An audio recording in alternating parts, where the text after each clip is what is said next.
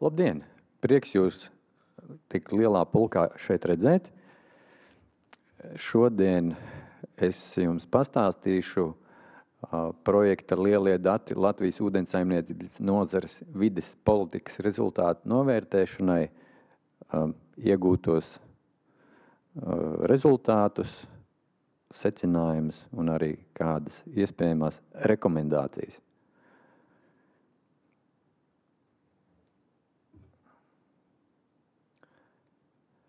Jā, mani sauc Jānis Rubulis, un es pārstāvu Rīgas Tehnisko universitāti. Tātad atgādināšu, kāds bija projekta galvenais mērķis.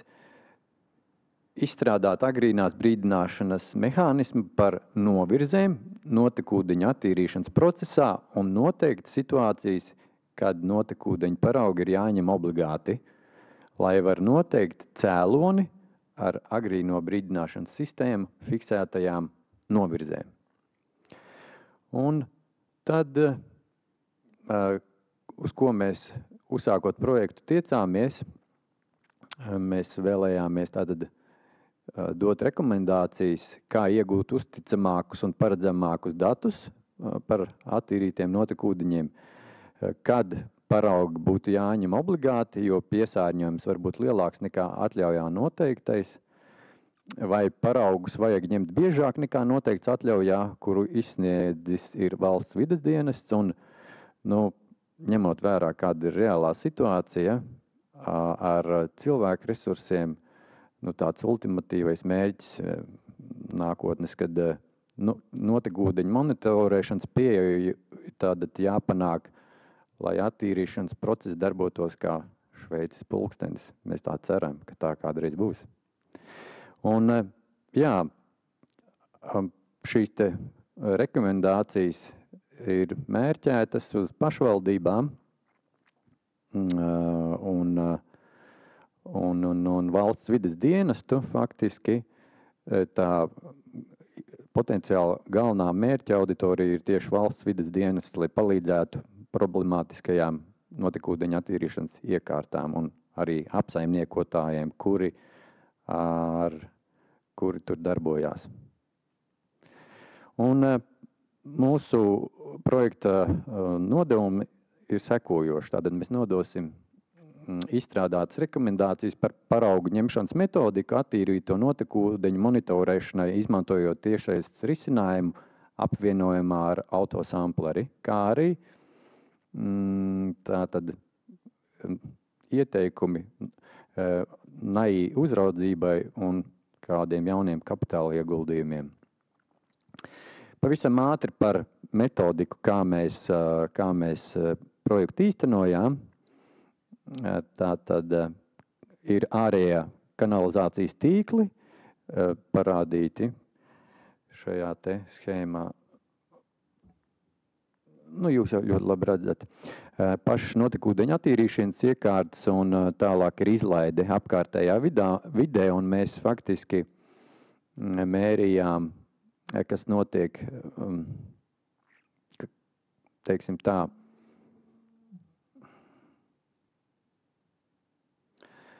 kas notiek kanalizācijas tīklos tādā ziņā, ka mēs ieguvām datus no LVģMC, meteoroloģiskajām stacijām, un arī mums bija uzstādīts gruntsūdens līmeņa sensors apdzīvotā vietā, kur mēs to darījām, lai monitorētu gruntsūdens līmeni. Tad pirms notekūdeņu attīrīšanas iekārtām ir tur esošais caurplūdes mērītājs, un uzstādījām arī mehāniskajās attīrīšanās tiešsaistes risinājumu dažiem kvalitātes parametriem, un pati galvenā mērīšanas vieta bija jau izlaidē, kur mēs tātad īstenojām ik minūtes mērījumu, plus vēlāk mēs iekārtai pieslēdzām autosampleri. Par pašu mērījumu vietu, te ir īsts apraksts, varbūt neko tur daudz nestāstīšu, tikai pateikt, jūs redzat tās, kas ir atļaujā tās nodefinētās pieļaujamās koncentrācijas, un jā, apdzīvotā vietā ir veikta renovācija pirms pāris gadiem, un uz doto brīdi cilvēku ekvivalents ir, gandrīz 900. Un nevis normālos apstākļos, bet atbilstoši atļaujai tiek ņemti plūsmai proporcionāli paraugi, un tātad paraugu ņemšana pēc valsts vides dienesta atļaujas datiem ir vienreiz ceturksnī, un tie parametri ir uzskaitīti, jūs redzat. Ko mēs īstenojām lielo datu projektā, vēlreiz parādīšu. Tātad šeit uzstādījām gruntsūdens līmeņa sensoru, lai monitorētu, kāds ir gruntsūdens līmenis. Tāds izskatās tas tiešais risinājums. Urbumā ievietots mērītājs, un labajā pusē jūs redzat datu uzkrājēju un pārraidītāju. Tad ir mehāniskā attīrīšana. Tās ir pirmās vidējās divas bildes. Tātad tur ir smilšķērāji un restes, un tur var redzēt tajā kreisajā bildē, ne kreisajā, bet trešajā bildē no kreisās puses ir līdzīgs tātad tas iekārtais tas sensors, kas mērīja duļķainību, elektrovadītspēju, un tas pie sienas tur piestiķēts ir raidītājs datu uzkrājējs. Un pati malējā bilde ir izplūdē esošā iekārta, kura nosaka ik minūti vairākus fizikāli-ķīmiskos parametrus. Faktiski tas principiālā schēma, viņa ir šeit parādīta, tehnoloģija ir pielāgota notekūdeņa attīrīšanai, tur ir fizikāli-ķīmiskie sensori, kas mēra tādus parametrus kā temperatūra, elektrovadītspēja, oksidēšanās, reducēšanās potenciāls, duļķainība, pH, kopējais organiskais ogleklis, tad dati tiek savākti datubāzē. Ar datiem strādā eksperts, iztīra tos liekos, tātad, kuri nav ticami, samarķē un tālāk jau vizualizē lietotājiem. Šādi izskatās tā mērīšanas iekārta, kas atrodas izplūdē. Un tagad es vēlos jūsu uzmanību vērst uz ļoti būtisku lietu, ko mēs tad šeit vēlējāmies darīt. Kas tad tīri par terminoloģiju vienoties, kas ir netipisks mērījums notekūdeņos? Un, jā, tur var atkarībā, ko nu kuram patīk labāk dzirdēt, mēs to varam nosaukt, pieņemsim, jā, par netipisku mērījumu vai par izmaiņām notekūdeņu kvalitātē. Dažs var teikt, ka tās ir kaut kāds anomālijas vai vienkārši novirs no normas. Faktiski, ja mēs ar šo tiešsaistes risinājumu monitorējam, kas tur plūst cauri, tad mēs kaut kādu 2 nedēļu laikā mums rodās priekšstats, kāda ir tā teiktā bāzes līnija notekūdeņiem. Un mēs varam saprast, kādi, piemēram, ir attīrīti notekūdeņi, un turpinot mērīt, ilgākā laika posmā mēs redzam kaut kādas izmaiņas. Un tās izmaiņas varētu nosaukt, ir sezonālas, un tā sezonalitāte ir dažādos laika nogriežņos. Pirmām kārtām tās izmaiņas var būt ūdens kvalitātē tīri pēc gada laikiem, tātad rudens, ziema, vasara, pavasars, vai arī ir kaut kā, kad ir noteikts tendences, un līdzīgi tā sezonalitāte, mēs arī varam teikt, ir nedēļas griezumā, ņemot vērā, kad tātad iedzīvotāju ieradumi ir diezgan nemainīgi. Tad, pieņemsim, darba dienās būs vienas tendences, brīvdienās, svētku dienās pavisam citas. Un, ja, piemēram, apdzīvotajā vietā ir kāds ražošanas uzņēmums, kas industriālos notekūdeņus ievada, tad tur arī būs kaut kādas tendences. Šajā gadījumā konkrētajā vietā ražošanas notekūdeņi apdzīvotā vietā uz doto brīdi nebija. Tie bija līdz rekonstrukcijai. Tad mēs, protams, skatāmies laika apstākļus, kas ir temperatūra un nokrišņus. Faktiski tas būtu gan sniegs, gan lietus tur. Bet tā kā mēs sākām mērīt janvārī, un kamēr viss sistēma aizgāja, teiksim, to sniega, mēs redzējām sniega kušanas ūdeņus, tā varētu teikt. Un pēc tam, protams, sākot jau ar pavasara visus nokrišņus, kurus mēs mērījām no 4 LVGMC meteoroloģiskajām stacijām, kas atrodas tai apdzīvotai vietai tuvākā apkārtnē, un mērījām gruntsūdens līmeni, kā jau minēju, un tad vēl tāds ārējais faktors būtisks, kas ietekmē, teiksim, krīt laukā no šīs sezonalitātes, ir asinizācijas notekūdeņu pievešana uz attīrīšanas iekārtām. Un ko šie visi procesi ietekmē? Jūs redziet uz ekrānu, vai ne? Vai var salasīt? Tātad pirmām kārtām hidrolisko slodzi un piesvārņojumu slodzi, 2 lielumus. Un, ja mēs runājam par hidrolisko slodzi, tad tur svarīgi ir pēc tam saprast, kāds ir uzturēšanās laiks attīrīšanas iekārtās, jo, kā mēs zinām, tātad attīrīšanā ir mikroorganismi, kuri samazina piesārņojuma koncentrāciju, un ja tas kontaktu laiks ir īsāks nekā ir projektētās iekārtas, tad faktiski mikroorganismi nepaspēja piesārņojumu apstrādāt, un viņš izskrien, teiksim tā, cauri, un mēs noteikti viņu redzēsim ar šiem tiešsaistes mērījumiem. Varbūt tās parādīšu, kādi ir tie piemēri, kas ir normāls, ja varētu teikt, attīrīts notekūdens, un kas ir tas netipiskais mērījums. Šeit ir pāris dienu grafiks, kurš parādīts ar duļķainības mērītāju. Un te var redzēt, ka tas ir marts. Tātad marts, augšā ir marts, apakšā ir aprīlis.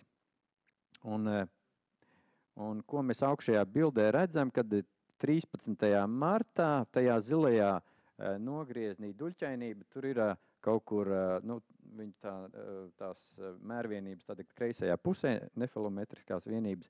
Tā kā normāls, tad ir kaut kur 30 NTU, bet pieņemsim, kā redz, kreisajā pusē laika periodā no kaut kādiem 14.00 turpat sasniedz 600 NTU. Ko mēs laika gaitā mēs saprotam, ka tas nav kaut kas normāls, ja tipisks. Un tāpat arī tālāk labajā pusē ir nākamā diena, kur līdzīgi ir paaugstināta duļķainība. Un apakšā faktiski ir kaut kas līdzīgs, tikai aprīlī. Līdzīgas bildes mums ļoti daudz arī, ko mēs izceļam par kopējo organisku oglekli, viņas ir tajos pašos, teiksim, laika nogriežņos, ja tā varētu teikt, tās normālās un tie netipiskie mērījumi. Jā, tāds izskatās tas, ko mēs saucam par netipisko mērījumu. Un faktiski uzstādījām tiešsaistes sensorus, viņi sāka vākt datus 25. janvārī.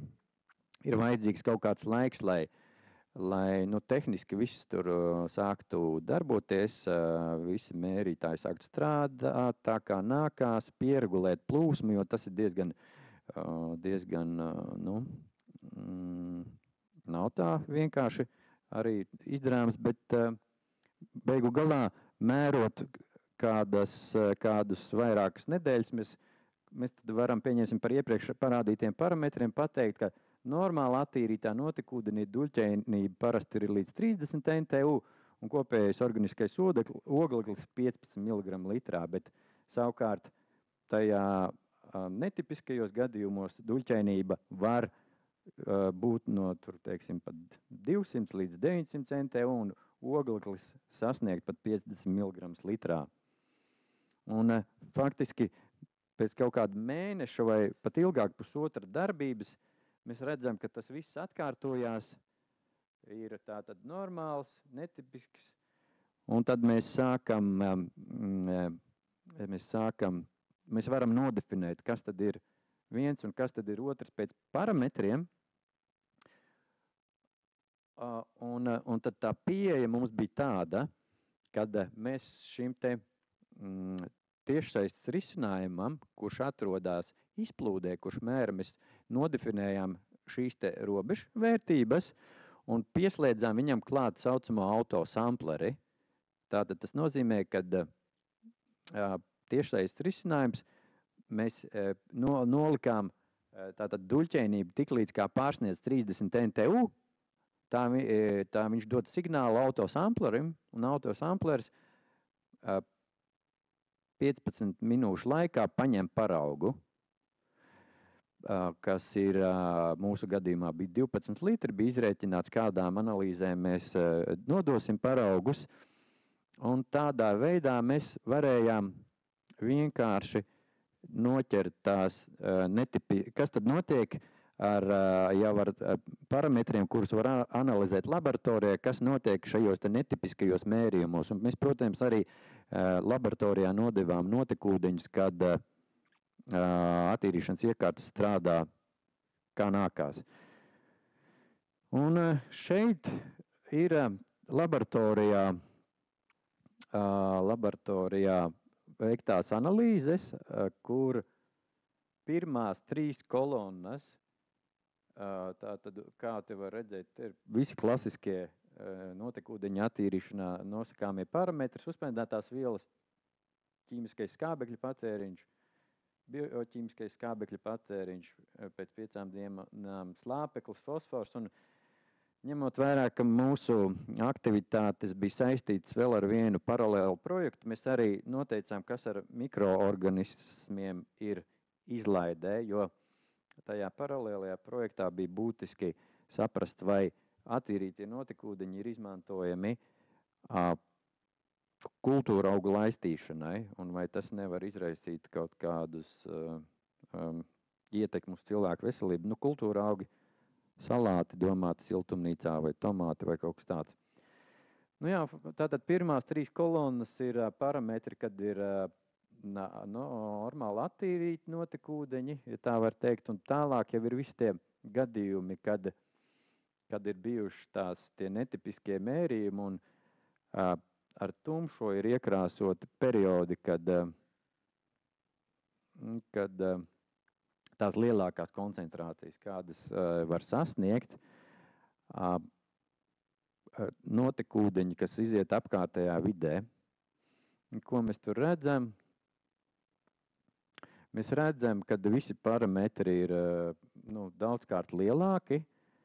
Ja kurš jums liekas pats svarīgākais? Kuru man nosaukt?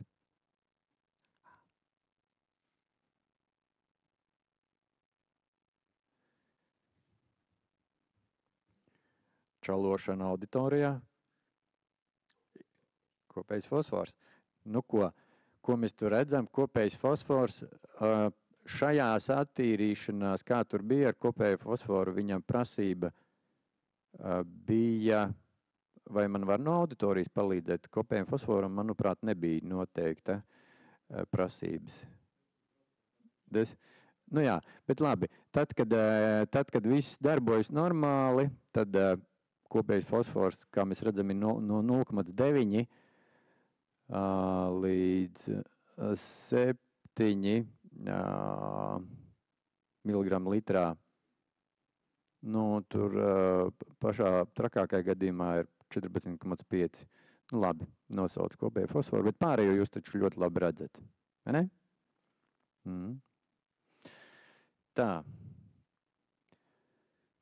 Tad nedaudz paiešu cauri tām, kas tad, kā jau sākumā minēju, kas tur ietekmē tos netipiskos mērījums izplūdē. Protams, temperatūra nokrišņi.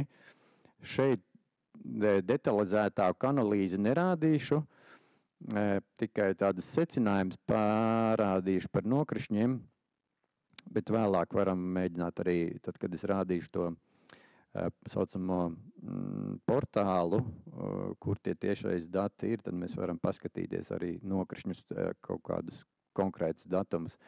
Ko mēs vispār secinājām, ja dienās akumulētais nokrišņu daudzums ir virs 5 mm, tad to uzreiz var redzēt notekūdeņu caurplūdē. Un nokrišņi acīm redzami ietekmē procesus, attīrīšanās.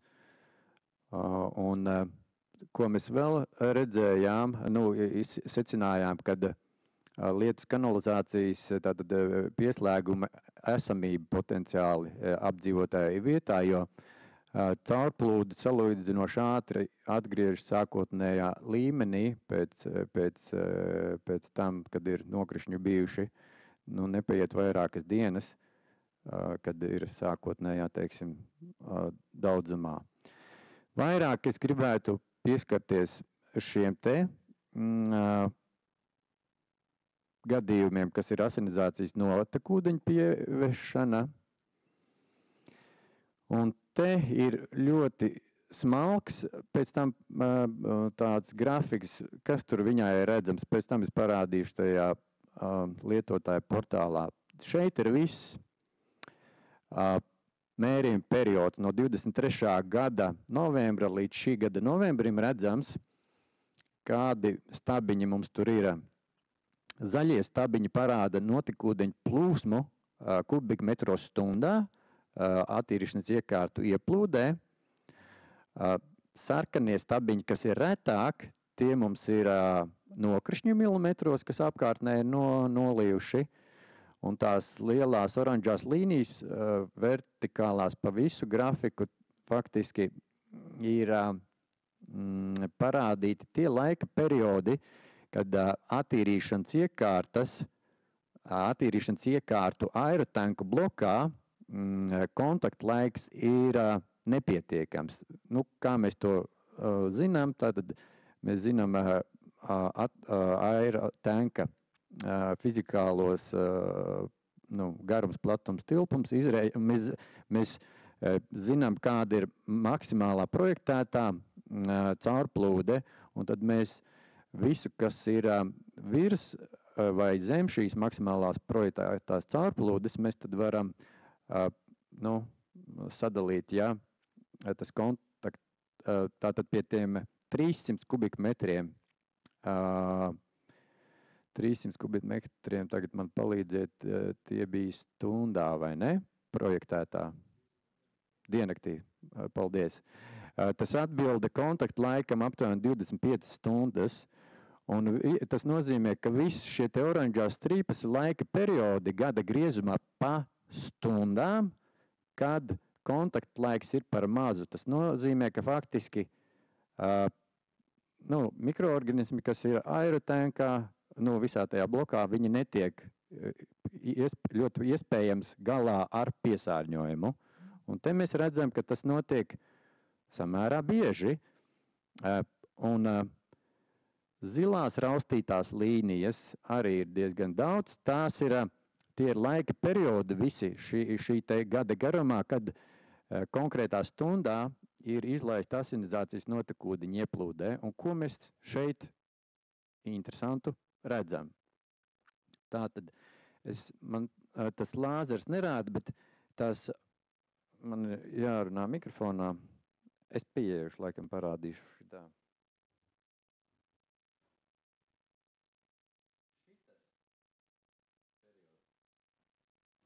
Man tikko parādītais periods faktiski ir pavasaris.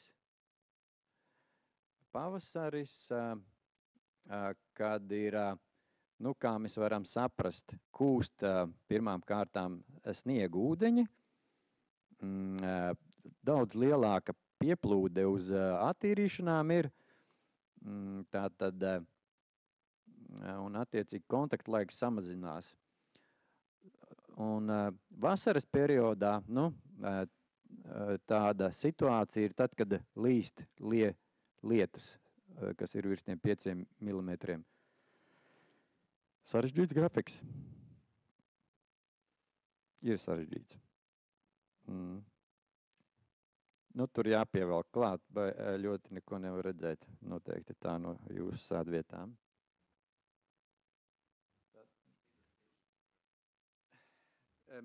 Jā, kubikmetri uz Y-kas kreisā pusē, labā pusē ir tās kontaktlaiks. Nē, milimetri nokrišņiem.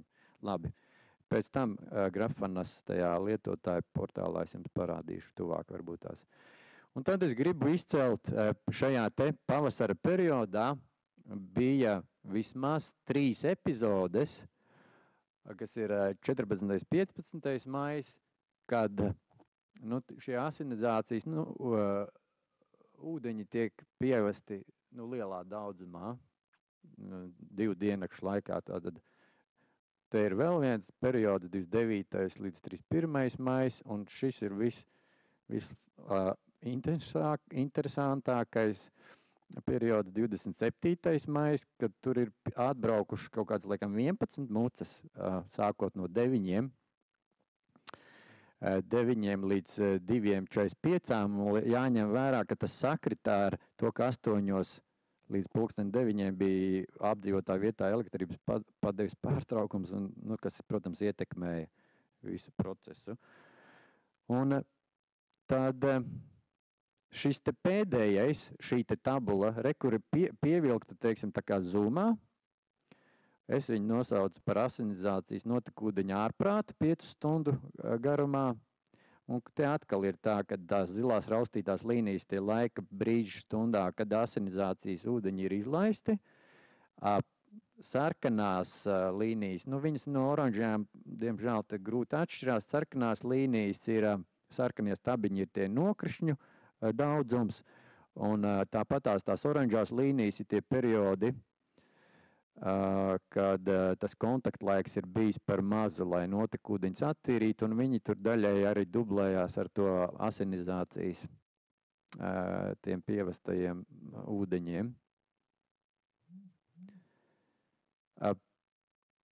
Tā, un šis te pats grafiks tagad ir parādīts uz kopējā organiskā oglekļa, kā izskatās šis pats periods, tās 2 diennaktis.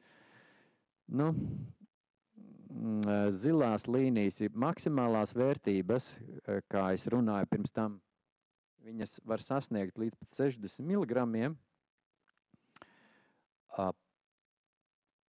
Un viņas, arī pārklājās, kā mēs redzam, kaut kādos brīžos ar šiem te kontaktlaikiem, kuri ir samazināti faktiski, kas varētu norādīt uz to, kad nepietiekami tiek attīrīts notekūdenis. Un tas pats laika periods arī par duļķainību, kuru mēs bijām izvēlējušies, lai šos te netipiskos mērījumus tā kā identificētu.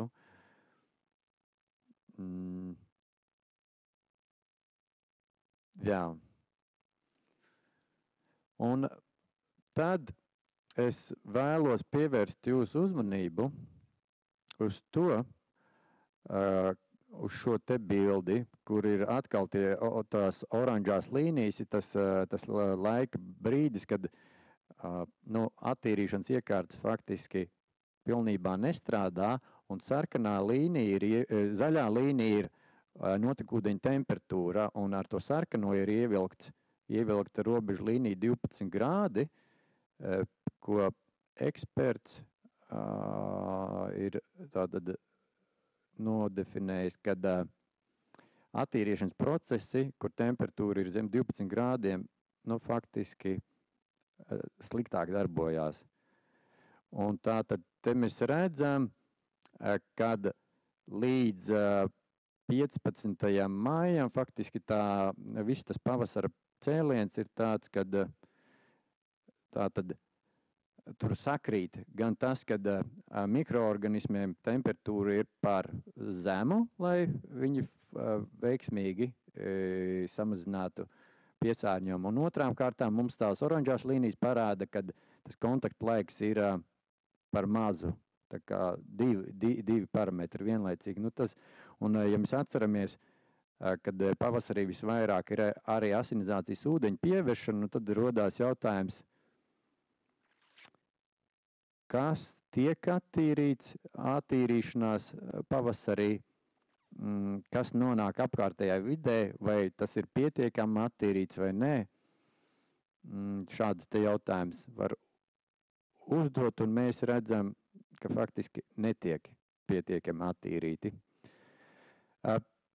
Te maza statistika, cik tad šādas tie netipiskie mērījumi bija projekta laikā, ja tas ir vesels gads, 128 dienas bija tādas, kurās uzturēšanās laiks bija zem projektētās maksimālās normas, un tas viens novirzes ilgums pēc mūsu, teiksim, tā inventarizācijas datu varēja ilgt no 2 līdz pat 18 stundām, kad nepietiekami attīrīti notekūdeņi nokļūst apkārtējā vidē. Un te ir neliels piemērs, kā mēs teiksim, tos netipiskos mērījumus tur inventarizējām. Viņi tīri matemātiski periodi, kas ir virs 10 minūtēm, virs pusstundas, virs stundas un tā tālāk. Šeit piemērs līdz jūnija vidum, kad tas ir puse no projekta laika, nu, cik aptuveni daudz ir un kāda garuma tās novirzes mēdz būt attīrīšanās. Nu, tas ir pietiekoši bieži notikumi. Es esmu jau noslēguma fāzē savai prezentācijai. Tātad tādi secinājumi par to, kādi tiešais sensori būtu jāizmanto, jo mēs tātad izmantojām vairākus parametrus, bet kā minimums, tas, ko mēs tur redzam, ir vajadzīgi tātad pirmām kārtām caurplūdes mērītājs attīrīšanas iekārtu sākumā, kas mēra tad pienākošo notekūdeņu daudzumu vismaz stundā, lai mēs redzam, kas notiek, un izlaidē ir jābūt šādiem parametriem duļķainībai, kopējiem organiskajiem ogleklim, jo pēc tiem mēs redzam to iespējamo piesārņojumu, kuru mēs tad jau varam tālāk ar autosampleru palīdzību ņemt paraugus un vest uz laboratoriju. Temperatūra noteikti ir jāmēra, lai saprastu, kas notiek ar mikrobioloģisko procesu, un tas arī norāda uz to svešo ūdeņu pieplūdi, kā arī elektrovadīt spēja nodara arī parāda šo svešo ūdeņu pieplūdi, jo notekūdeņi atšķaidās, elektrovadīt spēja mainās, un elektrovadīt spēja arī labs sensors ir, lai parādītu, vai tajā risinājumā, kuru mēs izmantojam, kad ir caurplūdes, mērīšana šiem te visiem kvalitātes parametriem, ja tā ūdens padeve kaut kādu tehnisku iemeslu dēļ nav noregulēta, tad var veidoties tur burbuļi tajā mērīšanas iekārtā, kas traucē, pieņemsim, duļķainības mērītājam, kas ir būtisks parametrs. Par paraugu ņemšanu, tātad tie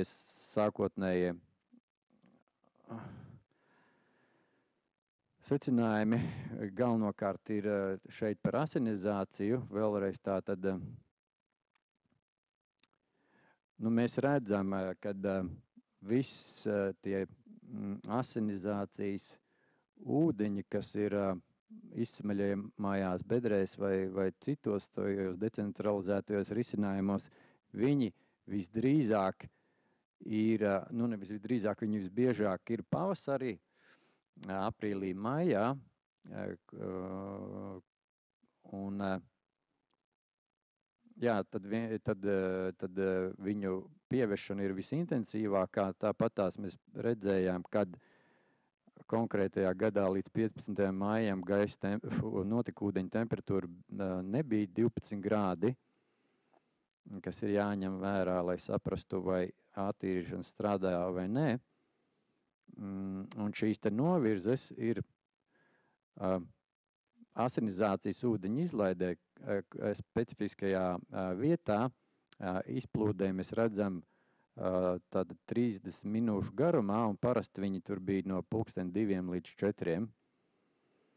Un tad var uzdot jautājumu, vai tātad faktiski asinizācijas ūdeņa izlaišana naī pavasara periodā, iespējams līdzinās vienkārši asinizācijas notekūdeņa izlaišanai vienkārši apkārtējā vidē, jo, kā mēs tur iepriekš redzējām, gan tas kontaktlaiks par mazu, gan arī nav temperatūra, viņi vienkārši iziet, teiksim, tā cauri, ja vēl pieved vairākas tās muces, tad tas ir tāds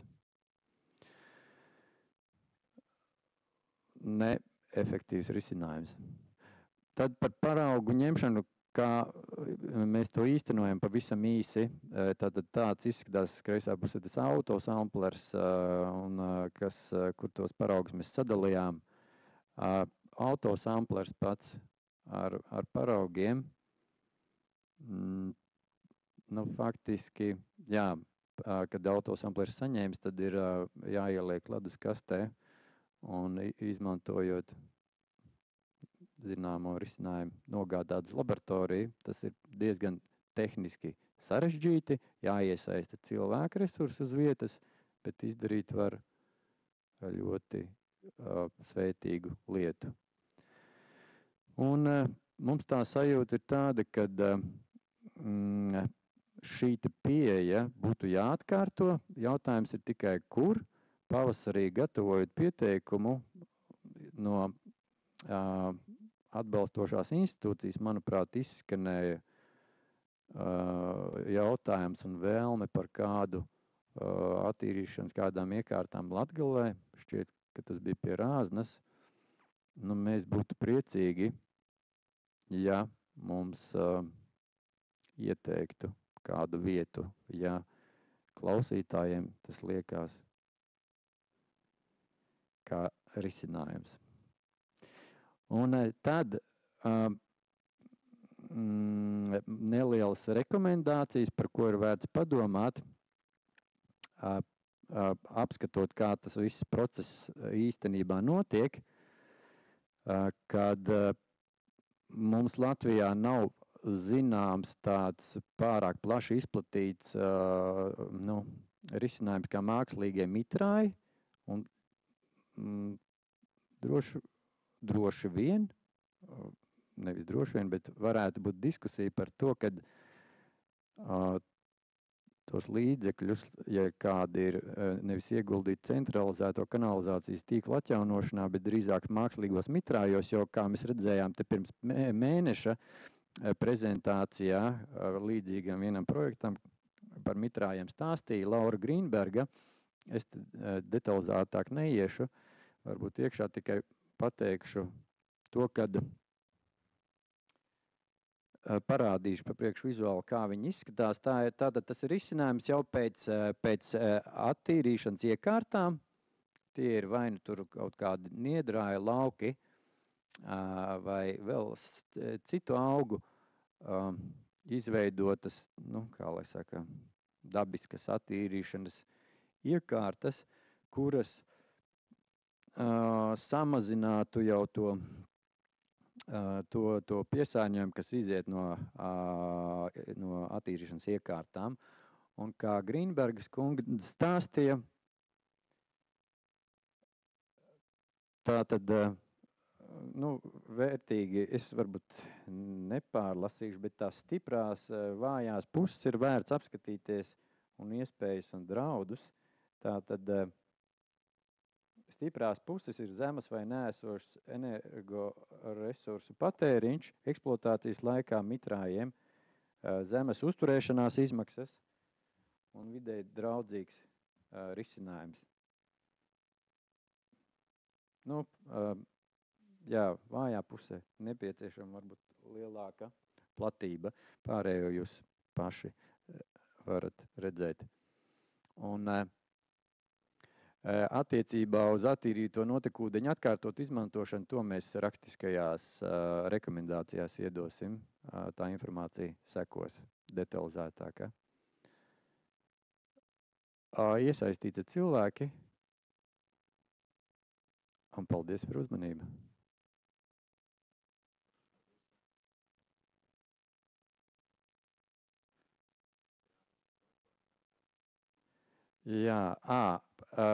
Es tagad parādīšu.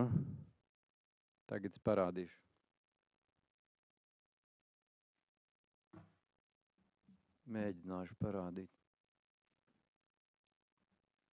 Tā. Pirmām kārtām varbūt es parādīšu, tas saucās, kas arī bija viens saucamais sasniedzamais rezultāts, tie notikumi pierakstu, teiksim, žurnāls, kas par procesiem, par tiem asinizācijas ūdeņiem un arī te foto uzņēmumu, kā izskatās tas, kas tur ir aerotankos, bet tā platforma izskatās, ko lietotājs redz šādi. Faktiski te ir parādīts, cik viņš mazs izskatās. Es paiešu tātad, laikam var salasīt, kas te ir rakstīts vai nevar. Var salasīt. Tātad te ir kontrol plusu. Labi. Vienmēr sakot, mēs varam izvēlēties jebkuru, tā, pa daudz laikam, ne? Labi, nē, nav pa daudz. Mēs varam izvēlēties tātad tiešsaistē jebkādu laika periodu, ko mēs gribam redzēt, un viņu varam vizualizēt. Es parādīšu, kā tas ir par tiem laika periodiem. Te tātad ir pirmā bilde, ir salikt kopā attīrīšanās ieplūstošais notekūdeņu daudzums, šie te zaļie stabiņi pa stundām, tātad nokrišņi ir šie te sarkanie stabiņi, kā jau es iepriekš teicu, zilās līnijas ir asinizācijas ūdeņi, un te ir uzturēšanās laiks, kurš ir zem tās normas tajos periodos. Tad tālāk ir līdzīgi dati.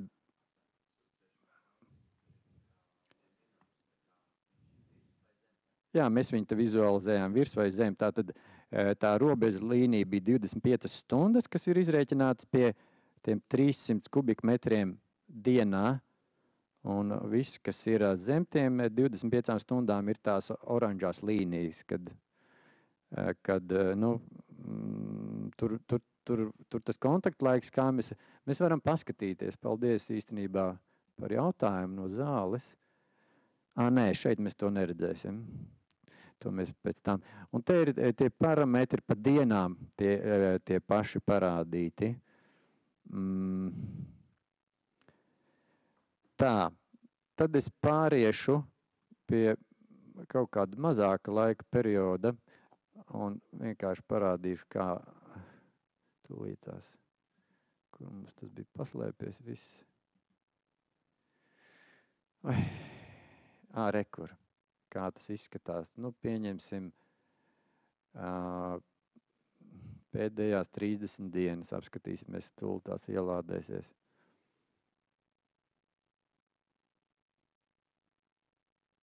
lai var redzēt, cik ātri tie dati atnāk līdz mums pierakstītie.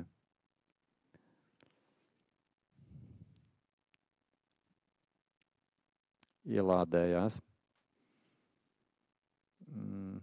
Tātad te ir pa stundām periods, kas ir no 13. oktobra līdz 10.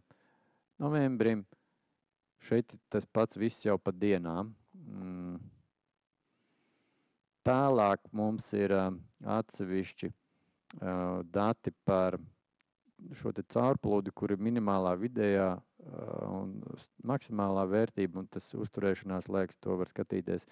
Spiediens iekārtā, tas var būt mazāk būtisks, viņš parāda, kā iekārta darbojās. Tas, kas varbūt tās vēl interesanti, ka var kur ievilkt, pieņemsim kaut kādu periodu un pievilkt klāt. Un mēs tātad līdz minūtei, jebkuru periodu varam paskatīties, tad es paiešu atpakaļ, kā bija back. Rekur. Back. Un aizim atpakaļ. Un ielādējās atpakaļ. Un es tūlīt nobraukšu līdz lejai, lai dati ielādējās. Vēlreiz. Tā. Šāda analīze ir par visiem parametriem, kvalitātes, tātad, ko es tur minēju, būtiskākie ir, protams, kopējais organiskais ogleklis, jo tas norāda uz,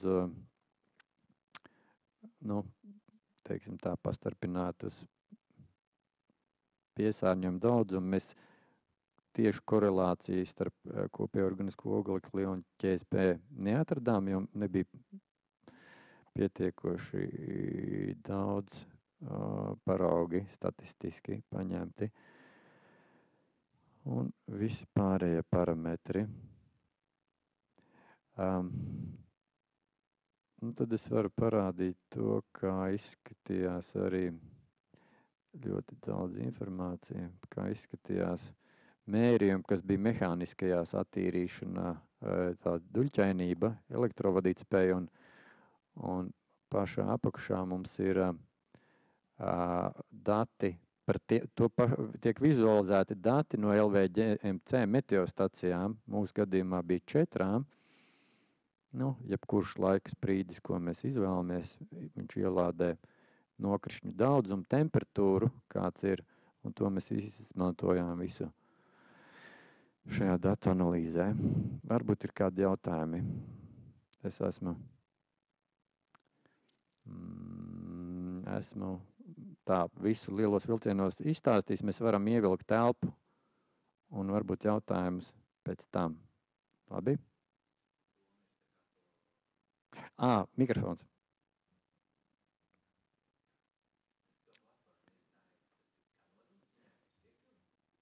Nedzirdēs jautājumu ierakstā. Tavu jautājumu nedzirdēs, ja nerunās mikrofonā.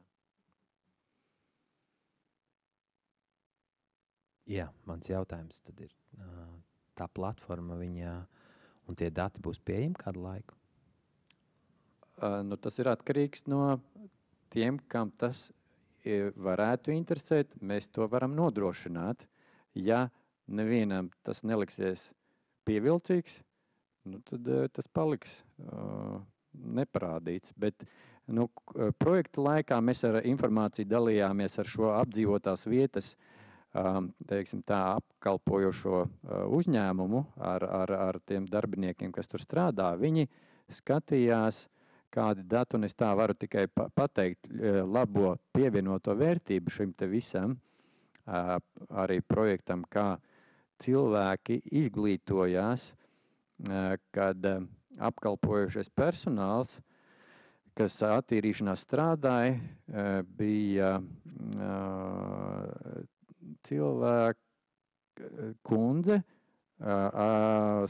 kaut kur ap 60 gadiem. Un viņa, ja līdz tam, un vairāki arī tehniskie darbinieki, Un viņa, ja līdz tam, piemēram, bija noskatījusies pati pēc saviem kaut kādiem novērojumiem, kas tur notiek tajās attīrīšanās, bet tāda dziļāka izpratne nebija. Tad pētot visus šos te grafikus, viņai radās, un diskutējot ar ekspertiem, radās daudz lielāks priekšstats, kas tad īsti kurā brīdī attīrīšanās notiek, un tas sakrita ar viņas arī to tādu, teiksim, intuīciju. Piemēram, viens novērojums par nokrišņiem un vispār atmosfēras spiedienu maiņu, kas bija novērots, kā lai saka, ilgadīgā pieredzē, kad mainoties atmosfēras spiedienam, aktīvās dūņas uzpeld un skalojās laukā, un to mēs arī visu ar tiem nokrišņu grafikiem un ar tām duļķainībām un organisku oglekli to tur varēja kaut kādā mērā redzēt, kā tas process notiek. Kaut kā tā. Mēģināju atbildēt uz jautājumu, aizgāju tālumā. Tā. Vairāk jautājumu tagad no zāles nav, tad būs.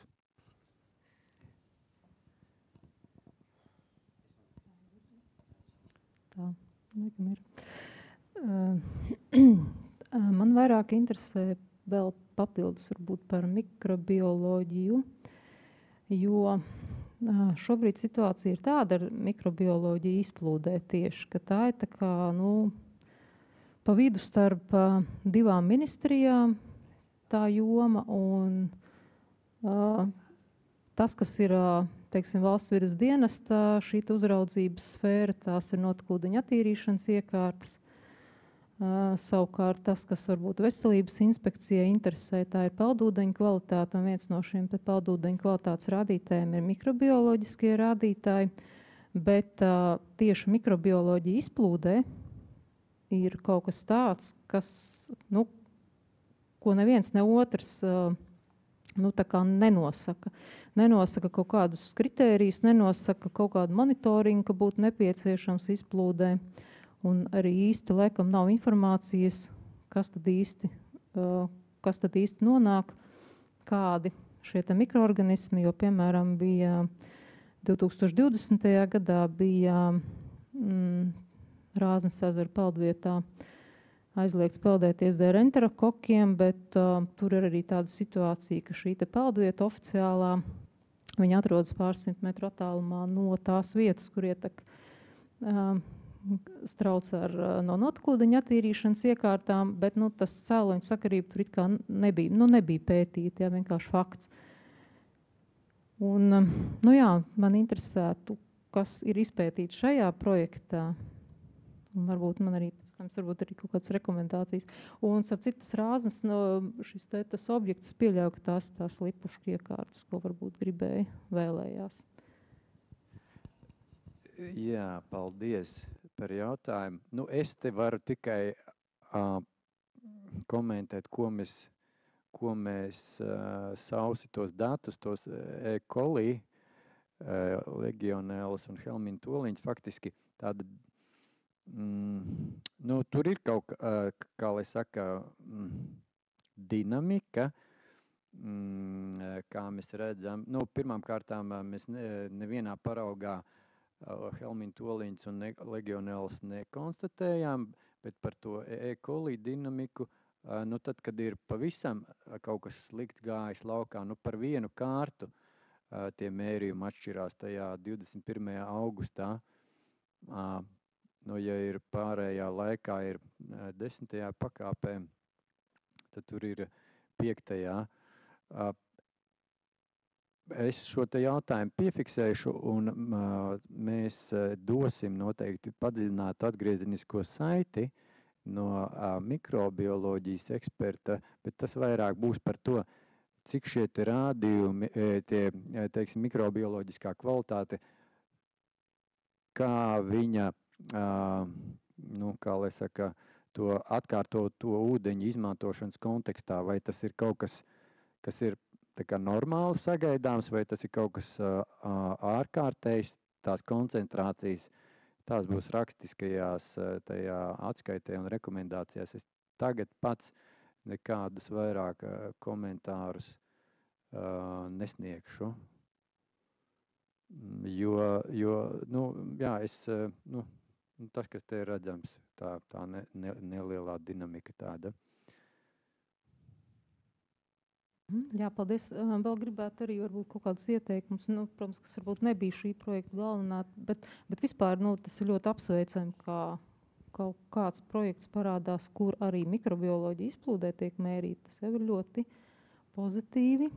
Es ļoti ceru, ka šis izvērsīsies plašumā un arī varbūt ne tikai uz lauksaimniecības šo te virzienu, bet arī tieši uz peldūdeņu virzienu un vispār, teiksim, tā novadīšana virszemes ūdeņos šo te, kādu to ietekmi rada, jo ir arī kaut kur lasīts, ka šī te mikrobioloģija, īsti, viņa, nav tādas iekārtas, kurās viņas varētu iznīcināt, te nelīdz īsti netur.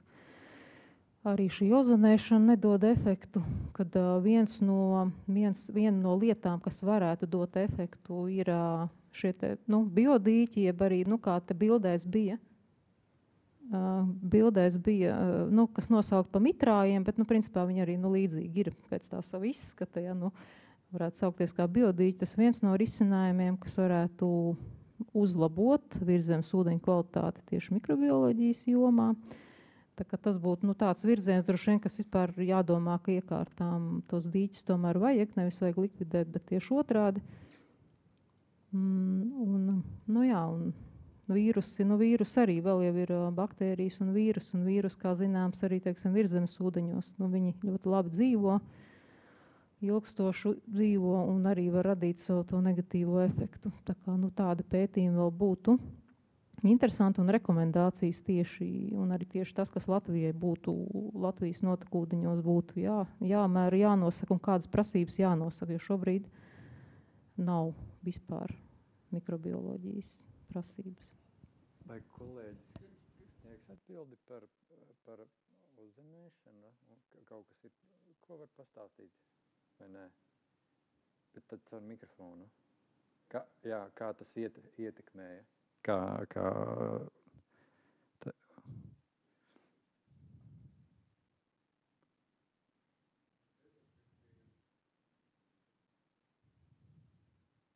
Ar dezinfekciju ir mazliet uzmanīgi. Jautājums, kādam nolūkam mēs dezinficējam notekūdeņus. Ja mēs dezinficējam epidemioloģiskos gadījumos, tad der jebkurš līdzeklis pietiekami lielās devās. Ja mēs dezinficējam notekūdeņus atkārtotai izmantošanai, tad tas metodas šobrīd dažādos projektos pasaulē ir testēšanas režīmā joprojām. Strādā gan ozonēšana, strādā chlorēšana, strādā ultravioletais starojums. Un mēs Latvijā esam mēģinājuši tādu savienojumu kā peritiķskābe.